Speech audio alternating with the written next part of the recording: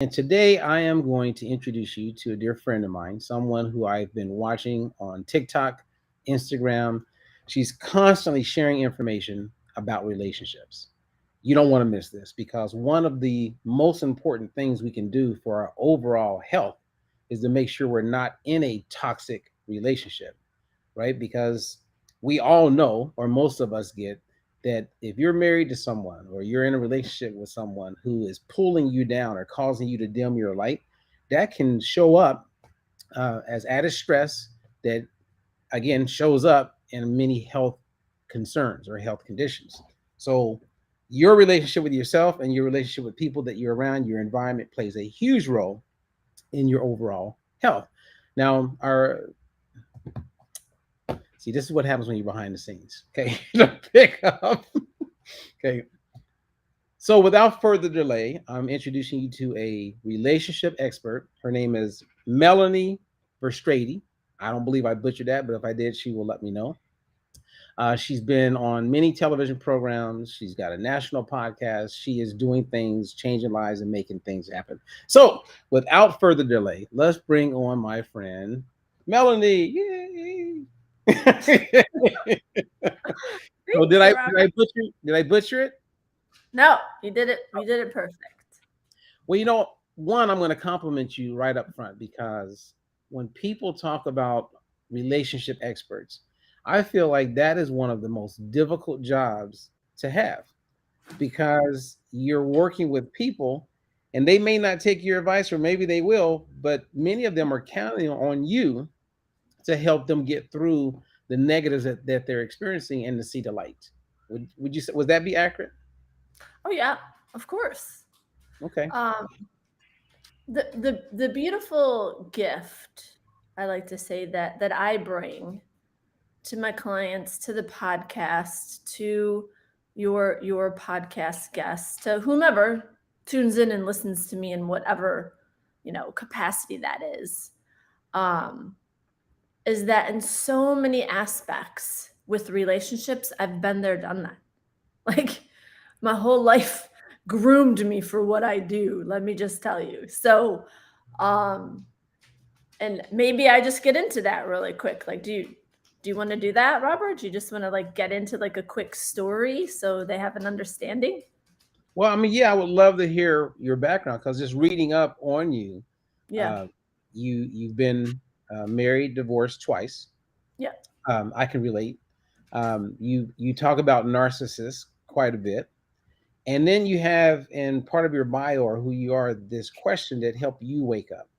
So can we start there, and then that'll kind of fill in some of the background as far as like who you are, how you got to where you are, and Mhm. now you're helping so many people free themselves from narcissists and have a life of joy and fun. Yeah. So it was in essence an epiphany, could call it a come to Jesus moment. I literally felt like God took like this frying pan and went ping and like smacked me upside the head. And was like, what is wrong with you that you keep attracting these toxic men? And not this is a realization after I I had, like I said, like this come to Jesus moment that I'm going to get divorced now again for the second time, right? So it's really easiest for us to point the finger and blame our exes or blame our circumstances or our parents or the environment, whatever external factor we want to blame, right? But the real truth, the hard truth that many don't want to listen to Uh is oh. it's right here. This, the person that's looking at you in the mirror, that's the problem. That's the problem. I chose those men. That's the bottom line. And yeah, were they narcissistic? Yeah. Did they mistreat me? Yes. Was it very toxic? Yes. But I did it. I chose it, right? Nobody put a gun to my head. And it was the understanding of like, okay, if I am my only problem, then I'm my only solution. So I'm done living like this. Like, this was literally up until like my early 40s, Robert. Like, that's lifetime of misery. And it started really quickly with just like a revolving door of stepdad. So I grew up without my father. but now we have a beautiful relationship, so that's awesome. But I came to know him as an adult. I had Mm. 6 stepdads by the time I was 21. Luckily for me, most were pretty cool, but one who was with me the longest treated me the worst. He was emotionally abusive. Um, Stabbed me in the hand by accident. That's a whole nother story. I still got the scar for it and told me I deserved it. In essence, I was washing dishes, being a sassy 16-year-old, and he told me they weren't done good enough.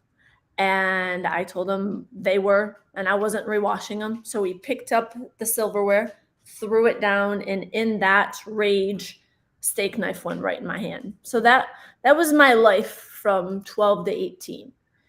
So, very unhealthy relationships with the masculine. And then my mother was emotionally unavailable. So I was kind of like the parent, and I had to grow up really soon. I took care of my 2 little brothers, and I was 13 when one was born and 15 when another was born. And, consequently that shaped me. It shaped my relationship with men. It shaped my relationship with myself. It shaped my relationship with my career choices, everything, everything. And when I met my first husband, I was 21 and he was 31. And the thing is, there's always red flags, Robert. There's always red flags. And we just choose not to see them. Like, I would be lying to myself, lying to you, and lying to the audience if I didn't know he wasn't right for me. I knew he wasn't, but there was such a disconnect from my own value, from my own worth, that I questioned, who am I to not take this guy? Like, he's good enough, kind of a thing. It's very, very toxic. But Wow. those are lessons, right? Those are lessons to learn. And we had 3 kids, and it was unhealthy most of the time. But to me, divorce wasn't an option, because divorce equaled I was my mother. And lots of people have role models when they grow up of who to be. To me, my mom was a role model of who not to be. And so, even to my own detriment, right, I stayed with a person who really wasn't good for me. Had 3 kids with him, because what would they think about me if I got divorced? And what would I think about myself? And he gave me a really beautiful gift, because he woke me up in the middle of the night like a crazy person, because he did things like that. Can't have a normal conversation when you just wake up at like 6 or 7, just waking me up at 2. I laugh because you gotta laugh. I'm over it. And in essence was like, we should get separated. And I'm like, you're crazy. We have 3 children. Like, no, this is not an option, right? Because I knew how much pain I was in as a child, and there was no way I was going to put my children through an ounce of that.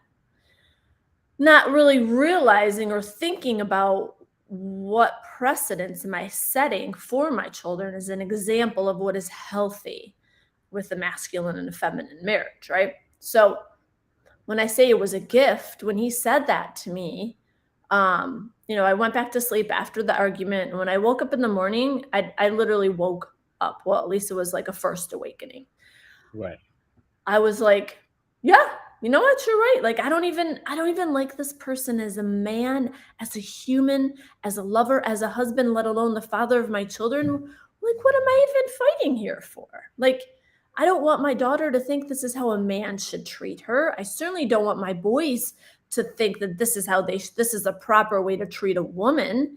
Like, what example am I setting? I'm not going to allow these negative patterns that clearly were generational, right? Like, I'm breaking this now. This ends now. It ends with me. I'm going to show my children what it's like to be in a healthy relationship. And that had to first start with me. And then I ended up reconnecting with my high school sweetheart. I don't know, 3, 4, 5 years later or something. I don't even know. And it was like, you know what, Robert? You keep dating the same person, or choosing the same person in a different body until you do the work. Because he was so much like my first husband. I mean, thank God he wasn't as crazy, because My first ex-husband like stalked me after I divorced him, so that that was fun and had some personal protection orders going on there. So thank God the second one wasn't quite as bad, but it was more red flags, it was more toxicity, and now it was like added on with like children, like his kids, and then his family and boundaries. Like, what's a boundary? I didn't even know what a boundary was. Like, people just walked all over me and told me what to do and how to do it and how to behave. And then when I would try to speak up, it was like shut your mouth in essence. And so that epiphany, that come to Jesus moment, that awakening, whatever you want to call it, it was like, that's it. I'm done. I'm doing a complete 180. Like in that moment, done. Like this way that I'm living right now ends now. I don't know how I'm going to do this, but I felt so broken that I was determined to fix me. And now, of course, none of us are broken, truly. We're just running on a bad program. So we have like this conditioned behavior that we inherited from our ancestors, from our parents, from our environment. And it gets into our subconscious, and then we think this is who we are. And we don't even get to choose it. It's our thoughts, it's our feelings, it's our beliefs, it's our actions. And we think, well, this is just my personality, this is just me. But it's not. It's when you're little, your subconscious mind is wide open, and everything that is in your environment, whether it's good or bad, positive or negative, it doesn't matter. Like it becomes you. And as much as I despised the path, right, that my mother took as a child for me to live that reality, I was duplicating the path, Hmm. right? Now we got 2 divorces. I really was no different, except for, thank God, I had the epiphany, I had the awakening. And so it was in that moment, Robert, that I just started working on me like it was my job. Like, I'm not living like this. Like, this is like, I deserve happiness. I deserve peace. Like, my entire life was drama and chaos. And yeah, I didn't get to choose it as a kid, but I sure as hell did choose it as an adult. And now I'm done.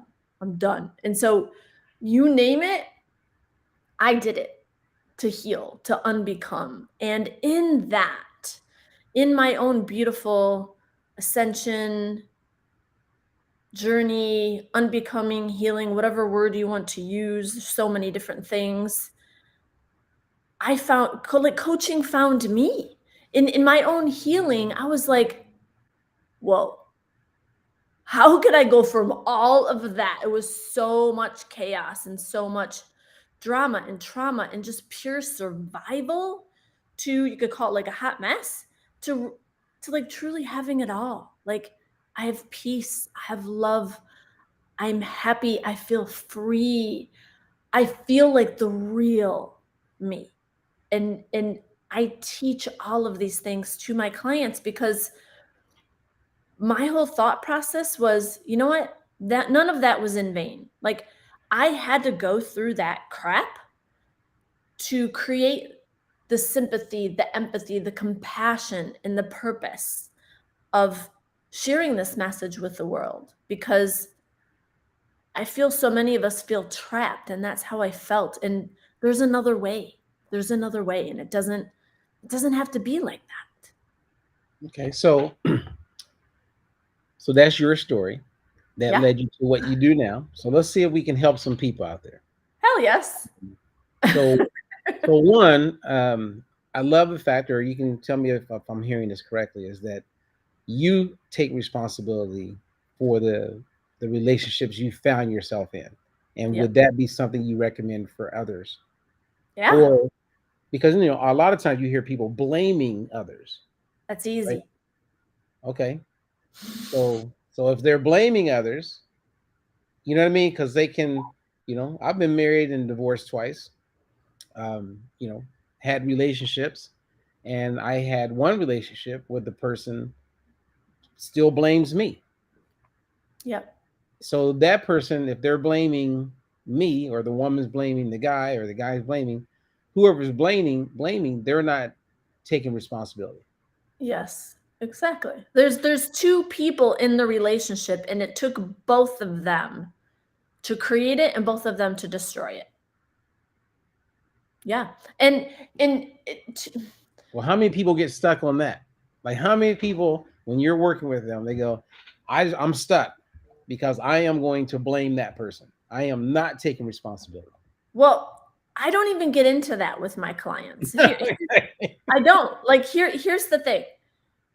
Like the path that I take my clients down is very different than like traditional therapy. And so like for example, traditional therapy, because I'd been through it too, is let's talk about the things that are bothering you. Let's in essence relive it, which is technically not really good. Um and let's, complain about it. But I need to get to the root cause of this. So that has its place, but then there needs to be another step, right? So with my clients, I don't care, and not in an incompassionate way, because of course, like, I love all my clients and I want to see the best for them, but I don't care about the level of drama or trauma that you went through. What I care about is, what do you want now? Because none of that matters. It's done. It's over. So who are we creating moving in the future? Who do you want to be? What do you want to have? What kind of relationship do you want to create?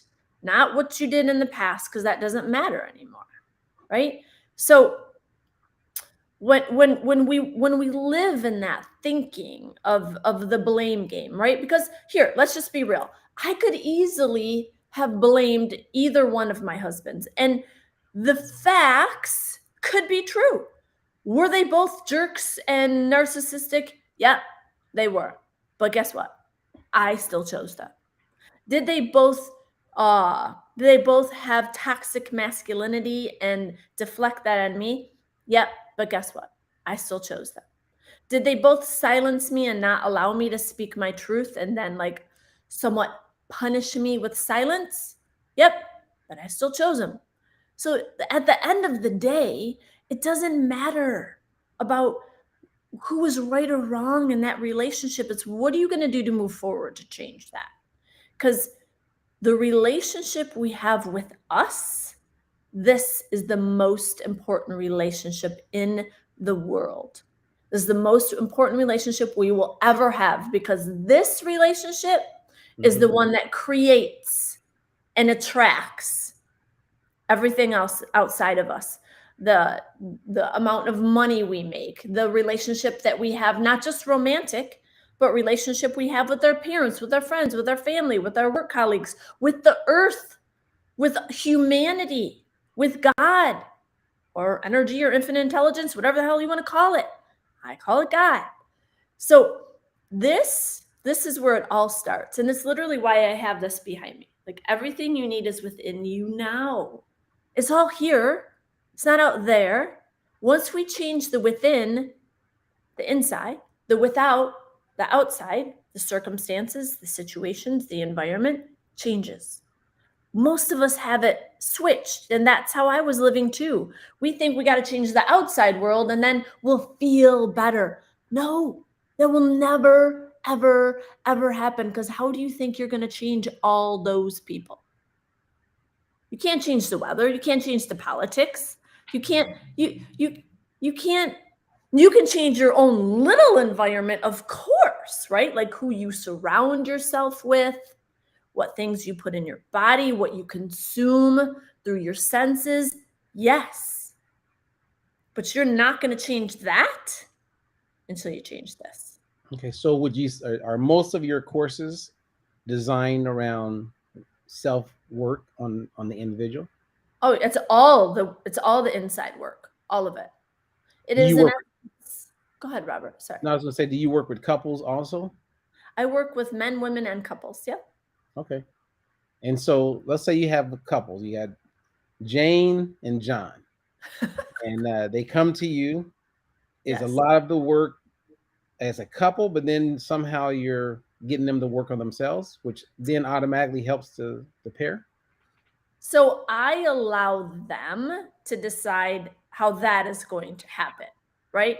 But in essence, yes, it is the two, like they can both attend the sessions together, that doesn't matter, but they have their own individual work because it's about the person. And then when this person has healed, has unbecome, has worked through whatever experience that they're still hanging on to that is making them not show up as their best self in that relationship, then automatically they become better together. See, because we're always looking for happiness in another person. Like, oh, the next guy is going to make me happy. The next girl is going to make me happy. No, that's not possible. Can you be happier with them? Heck yeah. But if you're not happy by yourself, no one is going to bring you happiness. And if they do, it's temporary. It's Mm, fleeting. So to answer your question, it's the game is solo, but it can work together. That if o- they are a couple together, as they are on their own individual journeys, because you're in charge of yourself, right? So it's great to have like an accountability partner, like that helps, right? Because they can both like level each other up. right. But their work is within themselves, and then they can work on the couple dynamic. Hmm. Well, there's a one of my favorite quotes is by JFK, and he once said, "The time to fix the roof is when the sun is shining." And so I'm single, but Hmm. one of the things I told myself, so I'm gonna share this with you. You can kind of guide me on if I'm thinking in a healthier way. Okay. And as I said, when I meet someone that is potentially going to be that life partner, Yeah. we're going to go to therapy or we're going to take a course like yours when everything is going great instead of waiting for the rain to come. You know what I mean? I love that. I love that. That's so healthy. That's healthy. Very healthy. And I would add that um I wouldn't even, how do I say this? I wouldn't even entertain a partner who wasn't open to personal growth or who wasn't already in it. Do you see what I Right. mean? Mm-hmm. Because that's so, so important. So you don't want to have to drag somebody along. So yeah, if you like, you're the only project that you ever need to work on. Okay, it's nobody else is like no like, and I know this is pretty prevalent with men, especially because men want to, they want to fix, right? But the woman's not there for you to fix. Like that's her job. So yeah, you are on a beautiful, healthy path. That's an awesome thing to Okay. So that means any couple who is watching this, you guys need to reach out to Melanie, see what courses she has available. We provided your website so they can go there and see what's there. Don't wait until it's bad. Do something now. Yeah, Um, and I don't actually have all the courses listed on my website yet, but you can follow me on social, Melanie Verstrady, on Instagram, LinkedIn, Facebook, my podcast, Silence the Shit Talker. And then if you get on like the email list, when they come about, you will be alerted. And if you follow me on Instagram, everything's posted on there too. Okay. So, all right. So I have some questions because I reached out to quite a few people and said I'm speaking with a relationship expert. What questions do you have? And one of the questions was about boundaries. Mm, Like, can you give an example, if you believe this, yeah. of setting boundaries and then what it looks like to honor those boundaries? A boundary at its core is just a display of self-love and self-respect. That's all it is. It is it is putting yourself first versus somebody else, because the only reason we don't have boundaries is because we're worried about what somebody else thinks about us. So we're worried about their judgment. So a good boundary is saying no when you used to say yes. And you said yes out of guilt, out of obligation. You didn't really want to do the thing, whatever the thing is, doesn't matter. Say no. And understand, this is a really important thing. it's going to feel wrong in your body. Your nervous system is going to react to this. You will feel it. I don't know how it's going to show up in you. It could show up as like fear. It could show up as anxiety. It could show up as worry, but you are going to feel it in your nervous system because you've never done that before. You've never set the boundary. You were probably conditioned to not even be allowed to have a boundary. If you're anything like me, I was like, boundaries, what are those? Hmm. Now, are boundaries always spoken on? So, like for instance, I would assume a boundary would be, I'm not gonna let, like as a woman, I'm not gonna let a guy hit me. So even though we've never talked about it, if he hits her, is there such a thing of assumed boundaries, or would that person have to say, "Hey, you hit me yesterday, I didn't like it. I don't let anybody hit me. Never do it again." And Whoa, now and then you set the boundary. that boundary has already crossed the line. Here's the thing. If we're already at a place of it's getting physical, boundaries have already been crossed. There's already been disrespect in how he's communicating with her. A guy just doesn't. He just isn't nice and then all of a sudden smacks the crap out of her or something. Like no. Like there's been boundaries already crossed. Hmm. So do Right? you have? I mean, but let's say you're early in a relationship, and Yeah. it's looking like it's going in a good place. And I remember I was dating this lady Uh-huh. who, and I thought it was going to go somewhere extremely positive. Yes. And early on, um, I had, like, my mom has this thing where she raises her voice, and we say, "Mom, you're yelling," and she goes, "I'm not yelling," but it's like, no, you are yelling. And Yeah. so we had a moment where I responded in a way where she said, "Don't speak to me like you're talking to your mom." And Mm. when she first said that, I felt horrible because she was right. And I felt embarrassed. I felt ashamed. Mm-hmm. And I saw the boundary was set at that point because of a conversation. And I never raised my voice or came across that way again. Yes. But if she had never brought it, like she could have said, "Oh, that was it." If it was set in stone, right? And she goes, "No one raised their voice at me," and boom, that's a boundary cross. I'm out of here. But she taught me, she guided me, and I became a better person as a result. Yeah, that's a beautiful example of a boundary. It's it is speaking your truth. So in doing it in a loving way, right? A boundary isn't casting blame or calling names. Like for example, okay? Say you and I were out on a date. We're here, so let's just create a for instance, right? And you didn't get the door for me. And then you maybe like you were saying like raised your voice, right? I'm going to call you out on that. On both of the things. That's great. So, and I like if a guy doesn't get the door for me, I literally will stand in front of the door. I won't get it because I expect to be treated well. Hmm. And a man being chivalrous for me, okay, some women might argue with this. I like a man to be a man. And it doesn't lessen me as a woman. It doesn't diminish my power as a woman. And that's a thing that kind of is out there right now with some toxic femininity. I would just say that. But that's a whole nother topic. Right, and that's a good one.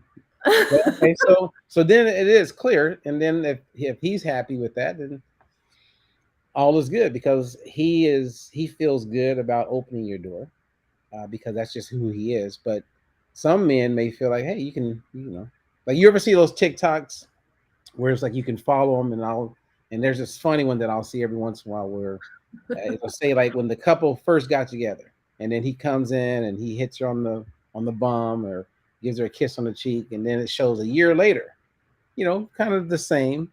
3 years later, what's up? It's not, so so are you saying like always open the door? Like, okay, we get together day one, in 5 years, he still opens the door.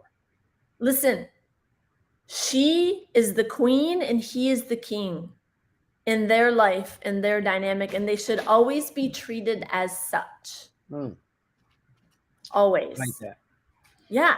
And it's like, it's easy to phase into not doing the work, right? Like it's so easy for us to put so much effort into our career, for example, or into our body, or into a hobby or whatever. What about a relationship?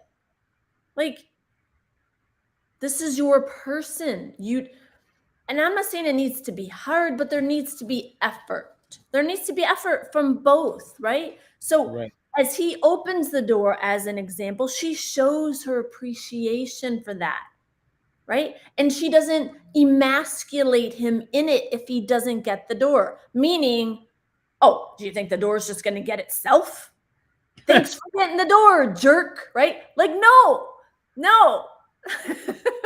That's not going to help him rise up and be the man that you want him to be, that he is, the king that he is. Instead, you could say something like, if he didn't get the door, oh, it'd be really great if you'd get the door for me. That makes me feel, really good, or whatever. You're expressing yourself in a loving way. Mm.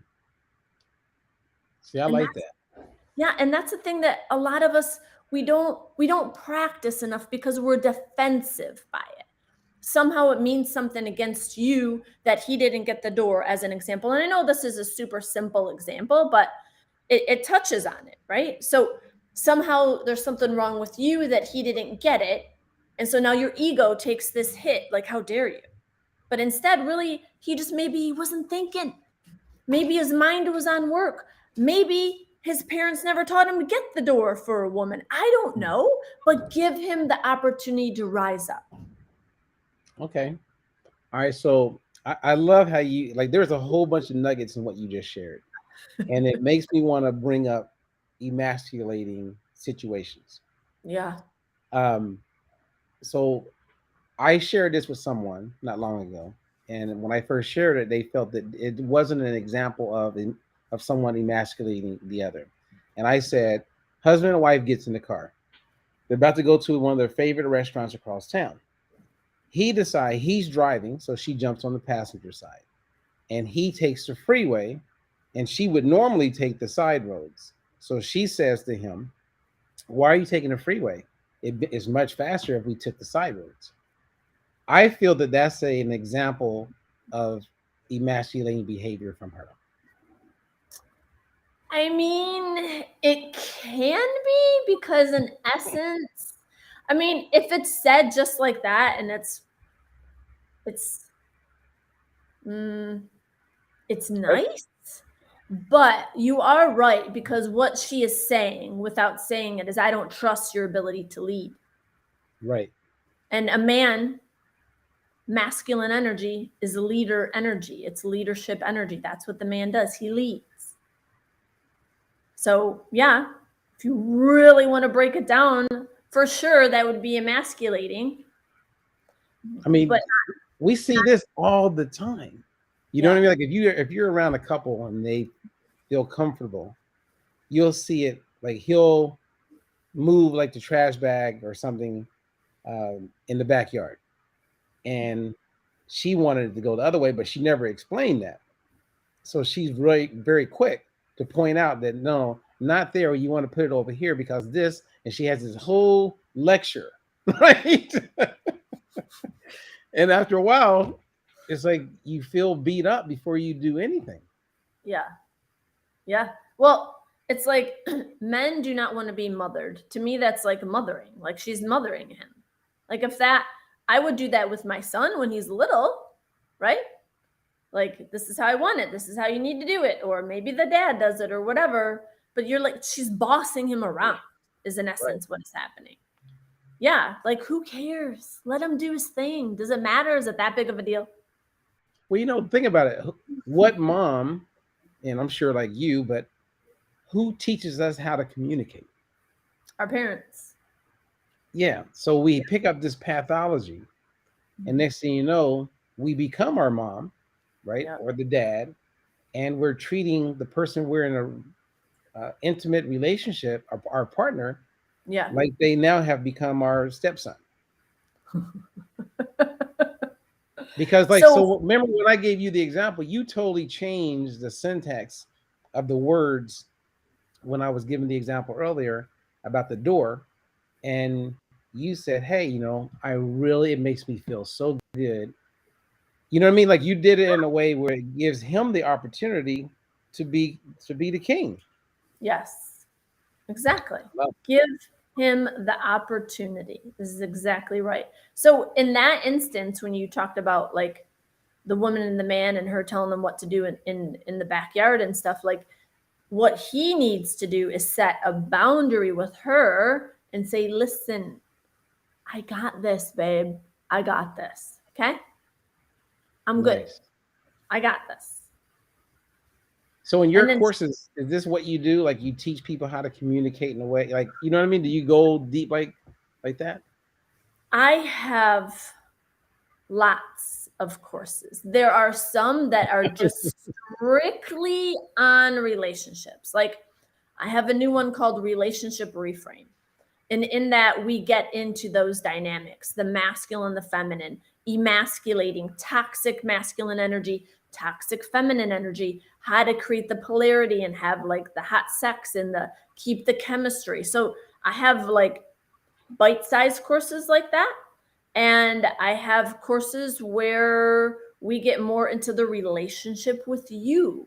So I'm meeting people where they're at, Robert. So to answer your question, yes.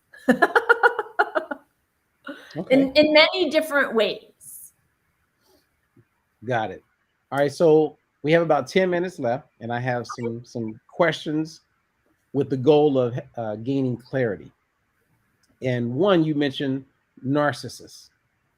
I had someone tell me I was a narcissist, and everything that I understand about what a narcissist is, I am the extreme complete opposite of a narcissist. So, Yeah. can you share with us what is a narcissist and what are some of the signs, or give us an example of narcissistic behavior? So I just want to clarify something. This word is so overused. Yes. Like if you have any amount of like self-love and you're looking out for yourself, you're a narcissist. And I'm being sarcastic here. Like that's how you're being labeled. Like Hmm. my first husband was the epitome of a narcissist, okay?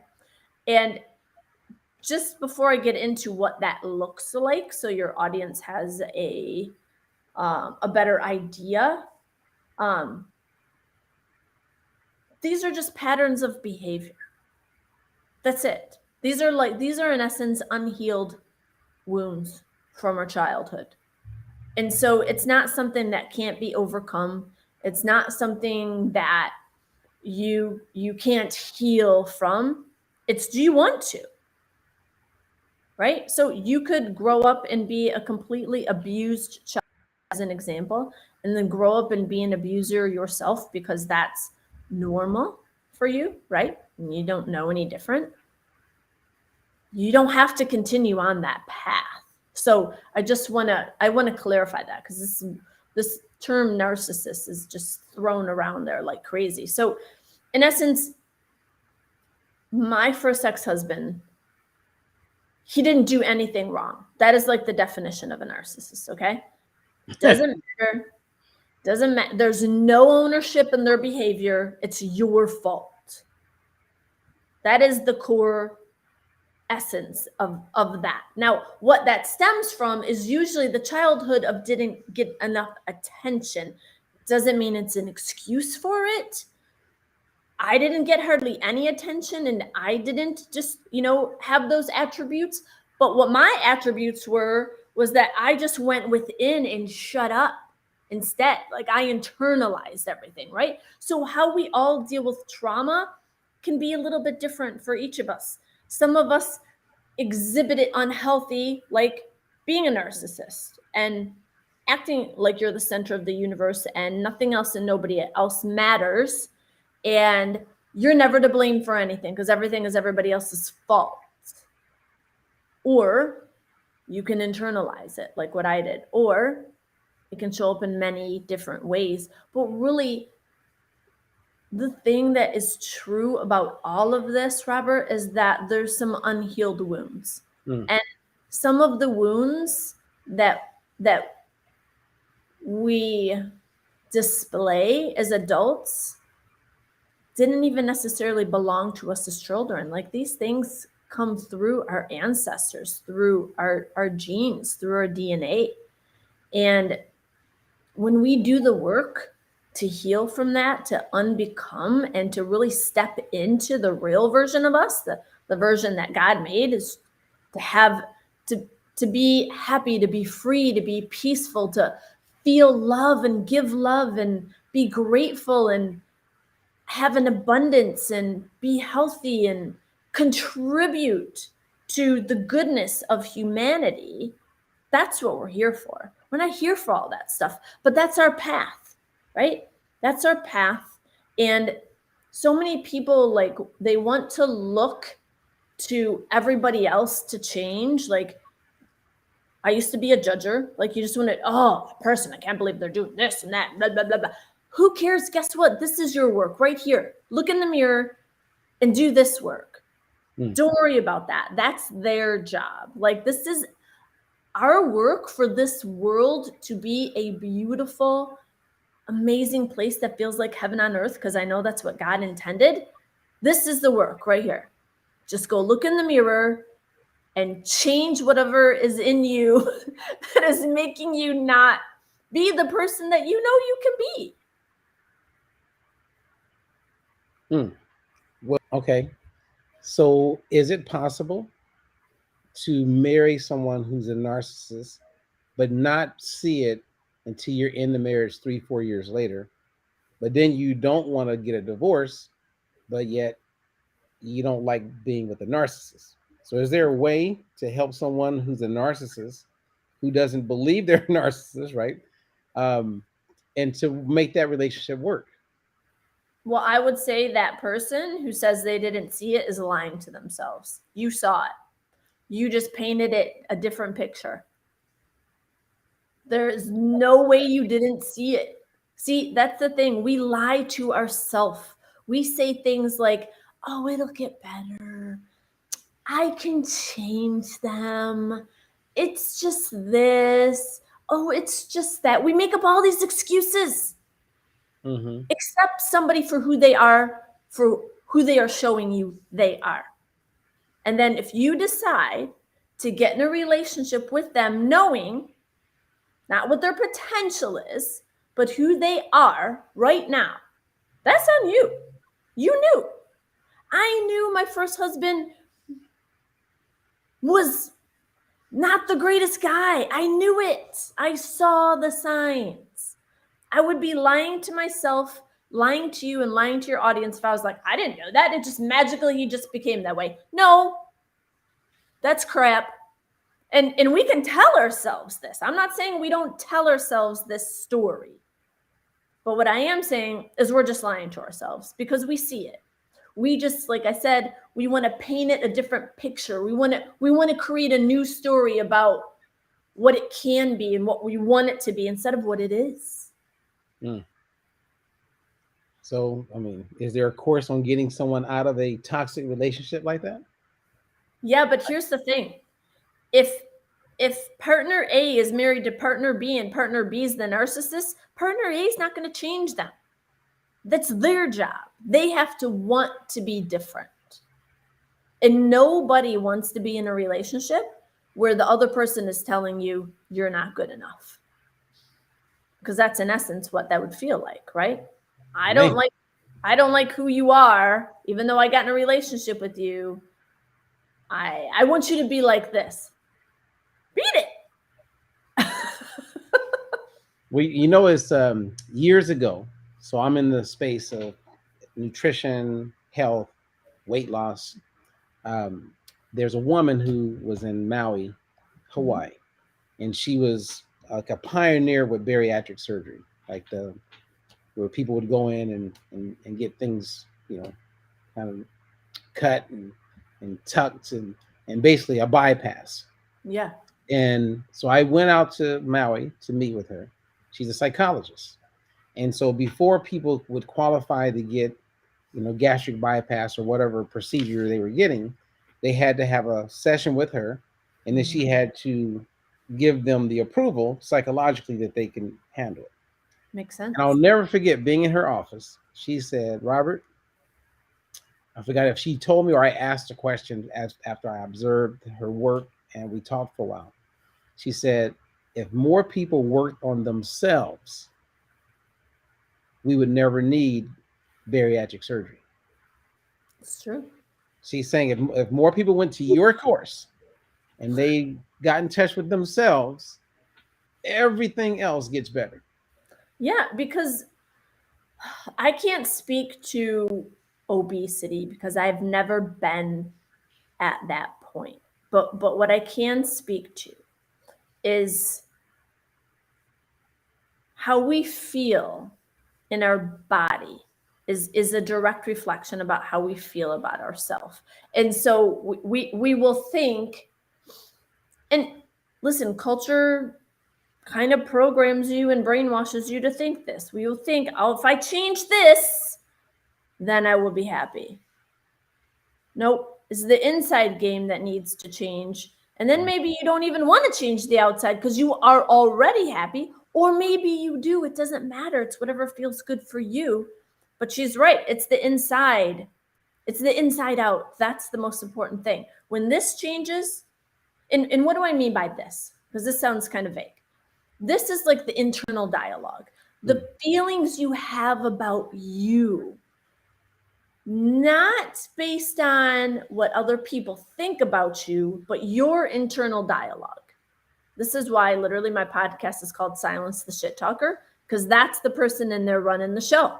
So if your internal dialogue is telling you how bad you suck, how you're a failure, how you're a loser, how you're not good enough, not fit enough, not thin enough, not old enough, not young enough, not ever, whatever, fill in the blank, negative enough, right?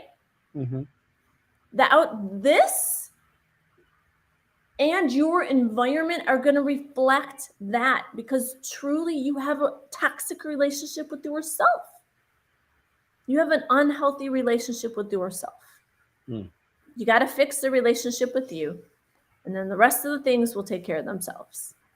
So, listening to you share, the one thing that there's many things we could walk away with, but one thing that's clear Yeah. is how people who want to improve any part of their life, they would it would be a wise thing to do is to learn more about themselves, do the work on the inside, and everything else gets better. Would that be 100%.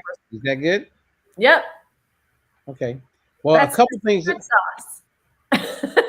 well, so your website, the Wild Heart Life, Yes. what is that name? Like, why is that the name of your website?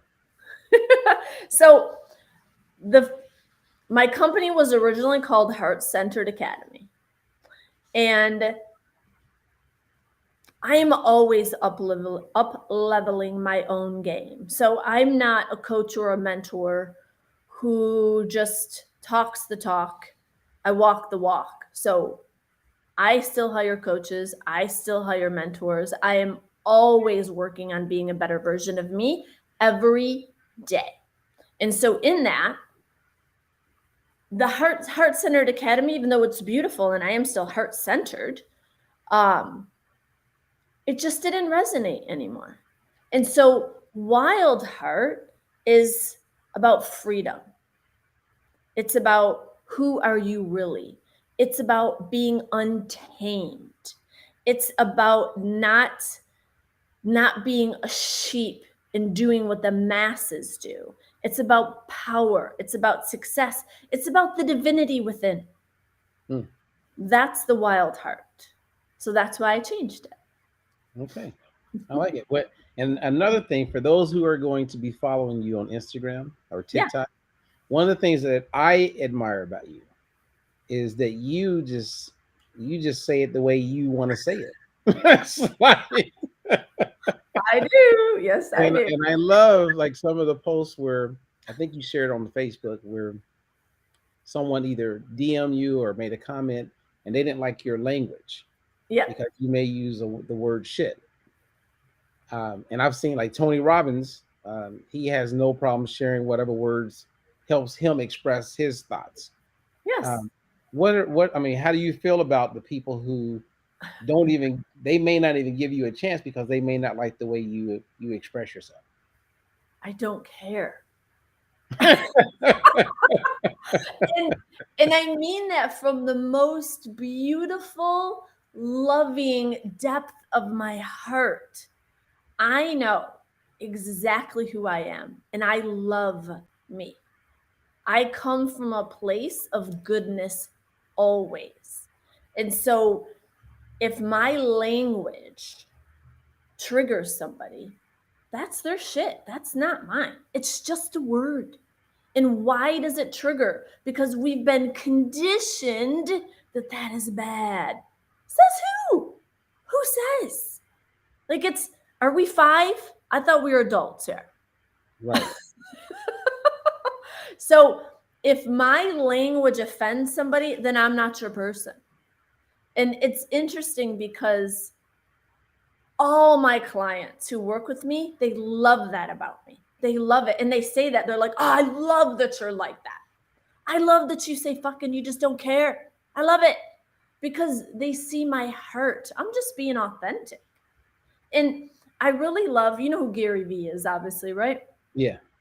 Gary Vee is the most beautiful example of the same thing. He's like, Mhm. listen, I say fuck. If you don't like it, don't watch me. And like I think I saw this interview and somebody was like, yeah, but don't you think that if you didn't swear and blah blah blah blah blah? And he's like, no, because I wouldn't be being me. I would be fake. And I'm like, that is so true. And that's when I first started working on me, Robert, you got to understand, I didn't even know who I was. Like, this is me 40, 44. I don't know. Yeah, I was 44. So now I'm 50. So this is me saying, I don't even know who the hell is who's Melanie anyway. I don't who am I? Because I was a chameleon for everybody. I was what my mom wanted me to be, what my stepdads wanted me to be, what a boyfriend, what the husbands wanted me to be, what society wanted me to be. I molded myself to be what anybody wanted me to be for fear that they would leave if I didn't. I did this out of survival, out of the need of being loved. But what I didn't understand is I wasn't actually being loved for being me. And I really wasn't even being loved because I never felt loved Mm. actually until I had my children. So the first evolution of Melanie when she had that, come to Jesus moment was, well, who's Melanie anyway? Well, once I decide or once I figure out who's Melanie, I'm going to be 100% authentically, unapologetically her, always. And whoever loves me, loves me. Whoever doesn't, that's okay because I'm not pizza. I'm not for everyone. And I'm okay with that. I'm okay with that because guess what? I love me. I think I'm awesome. That's good. This is good. See, thank you for making time to do this interview because you have so much to share, um, and there's Thank so you. many things that I'm getting ready to do that I would love to get you involved with, and a lot of it has to do with building audiences, putting on events, etc. And we don't have a relationship expert as part of the team at the moment. So I'll share more later, but you'd be great to partner with. Sounds good. I'm always up for a good collaboration. And thank you for having me on. I truly I enjoy this. And if your audience just gets one nugget, then I've done my job. Well, they know where to go. TheWildHeartLife.com. Come on. Who doesn't want to have a wild heart? It's in there. Yeah, that's good. That's good. Wow. Well, this is great. Any last words aside from people? Again, let's follow Melody on Instagram. Find her wherever we can find her. Go to her website, connect.